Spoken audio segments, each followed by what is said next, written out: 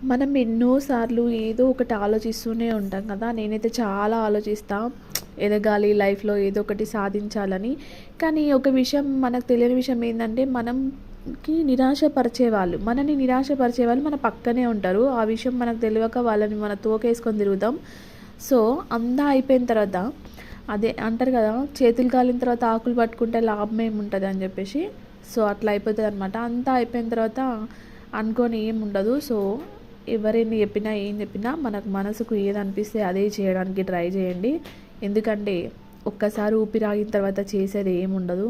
So, ఉన్నంత వరకే ఏదైనా అదనమాట. సో, నచ్చింది తింటూ, నచ్చినట్టు ఉంటూ, మనం చేయాలనుకున్న పనిని చేస్తూ, మనం రీచ్ అవ్వాలనుకున్న గోల్‌కి రీచ్ అవ్వడానికి ట్రై చేయండి. All the best. All of you.